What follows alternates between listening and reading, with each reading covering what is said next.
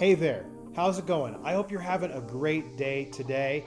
My name's Daryl Vaughn. I'm a Colorado realtor, and welcome to this video. And if you're new, welcome to my channel where we discuss everything Colorado. We focus a lot on Denver since that's where I live, but this channel is all about the great state of Colorado and more specifically, real estate in the Centennial State. So thank you so much for being here. Today, we're going to talk about how to find a realtor.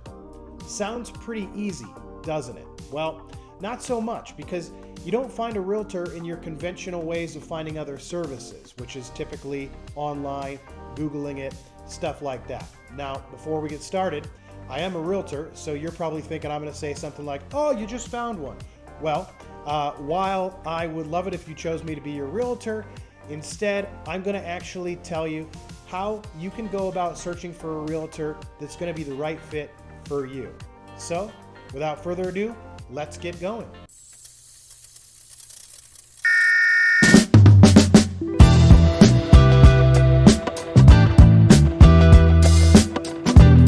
Now, I am using the term realtor.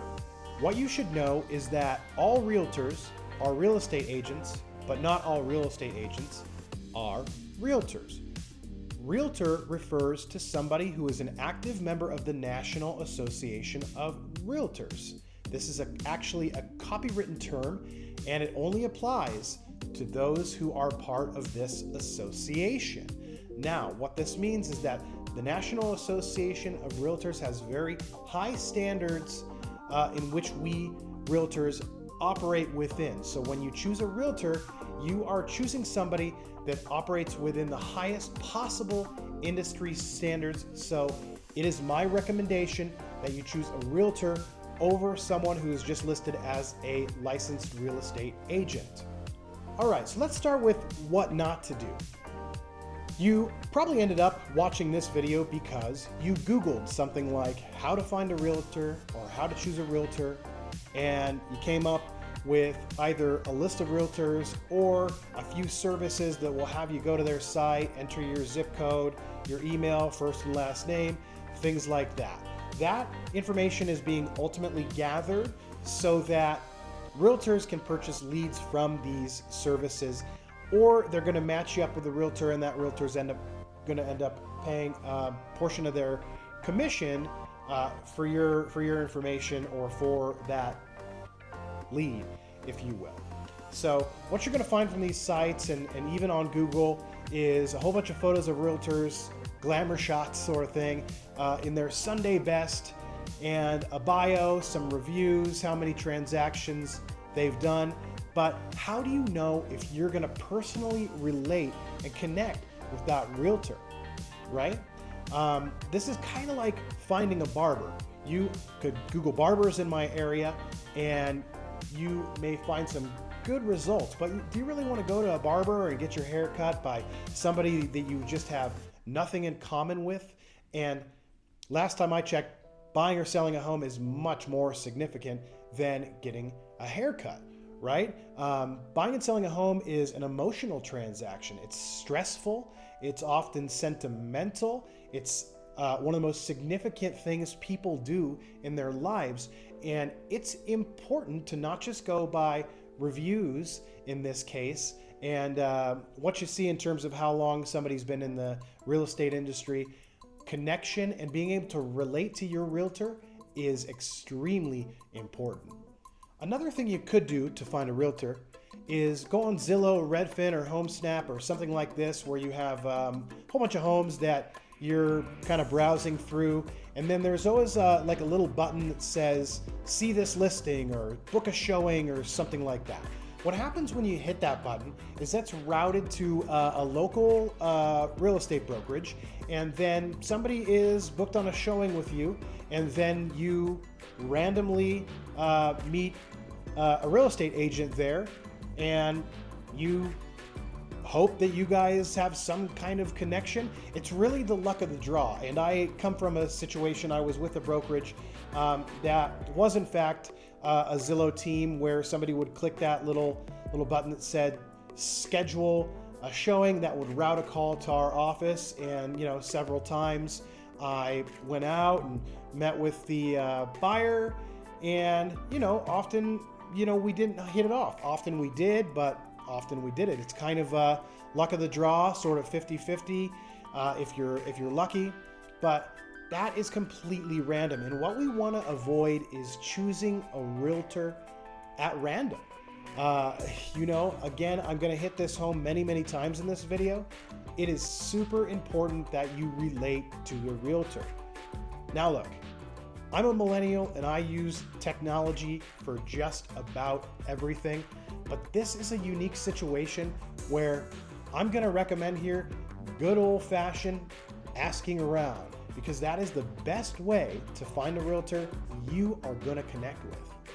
So, now that we know a few things not to do, which primarily are go on the internet and search things like realtors in my area, how to find a realtor, that kind of thing, let me tell you a few things you should do.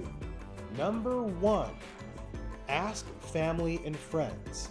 Now, there is a really good chance you know someone that owns a home, and they're probably close friends or family members. Ask them about their selling and buying experience and if they like their realtor. Oftentimes you kind of get two responses. One is of, they're pretty much impartial, they don't rave about their realtor. And then another response is that they gush about their realtor. So if you have somebody that just had an amazing experience with their realtor, that's the person you want to ask for their number. And here's the best way, in my opinion, to find a realtor. Look within your community.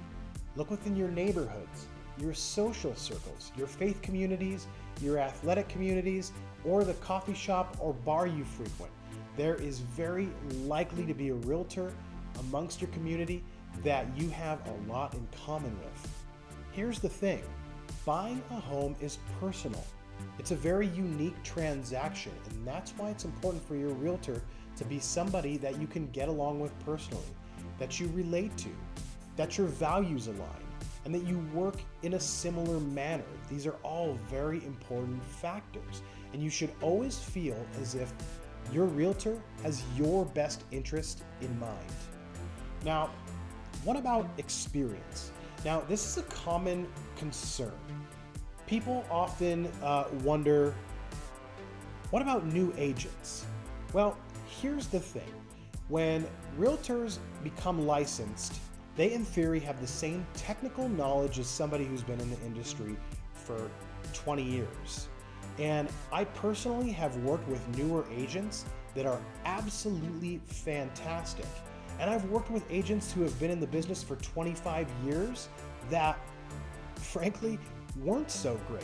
And a lot of times newer agents actually perform a lot better because they're new and they want to earn their business and they want you to refer friends and all those kinds of things. And sometimes, as you know, if you've worked the same job for 20 years, you start getting a little stale. And no offense to seasoned agents, there are a ton of good ones. But again, I know agents who have done more transactions in their first 5 years than some agents have done in a lifetime. So don't let experience be a deal breaker for you. Be sure that this is somebody you can relate to and connect with. All right, so if you are looking for a realtor, I'd love to get an interview. But look, I understand that not all relationships work out. And while I get along with almost everybody, maybe we won't be the perfect fit. And if that's the case, I know a lot of realtors, and I am happy to refer you to someone that's a better fit for you. So no harm, no foul. But if you do want to get in touch with me, my contact information will be at the end of this video as well as in the description. Hey, thank you so much for watching this video. If you liked it, go ahead and give it a thumbs up. I'd also really appreciate it if you subscribe to my channel and hit that notification bell so that you're alerted every time I come out with new content. I'm Daryl Vaughn, Colorado Realtor, and I'll see you in the next video.